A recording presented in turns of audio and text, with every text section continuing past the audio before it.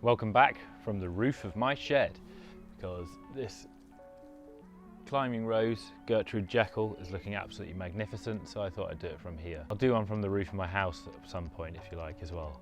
If you watched the last time, you'll have seen the section where I made a composter out of a fridge, because yes, I'm that cool.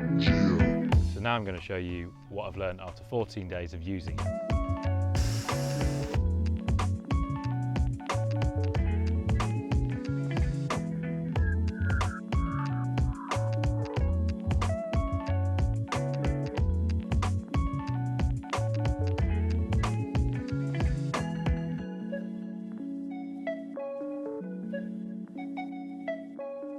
I've had the composter for about 2 weeks now, and these are the things that I would want to know if I was going to set my own one up and I hadn't done it before.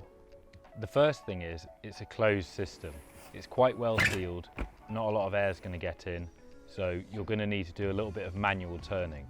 I do that by just using a stick or a shovel, just physically levering it around to get air to different parts of the compost.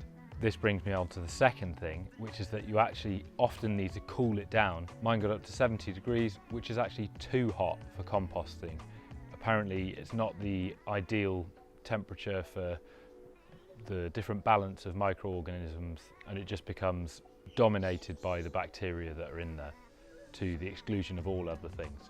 It does look pretty ugly, but then again, all compost bins look ugly, and they're put into a section of the garden that you don't really care about. The volume's gone down by quite a bit, as you'd sort of expect. Once things start to get broken down, the volume decreases. Overall, I'm still really impressed with how it works, considering that there is little to no use out of a fridge that's had its compressor taken out by a scrap metal recycler.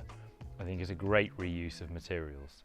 I'd love to know whether any of you are actually going to try this, so leave some comments. I'd love to hear how you get on with it and know whether anyone else is as mad as I am with this sort of thing.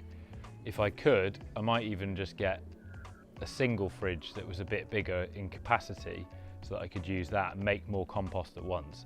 The only issue with it is it doesn't make that much at once, but the advantage of that is that the container is generally full with the amount that you can compost at home. So it's perfect if you haven't got a great big garden, you're only composting things like food scraps and other little bits occasionally from your garden, just as a way of getting rid of stuff, and because it's pretty cool to imagine that you've got something that's that hot. I don't think I'm the only person. Everyone I've told that compost gets to that heat actually gets quite excited too. Perhaps they're humouring me, I don't know. Could well be the case, often is. You don't have to, you're just behind the screen. I'm not going to be offended if you don't pander to my odd little fixations and interests.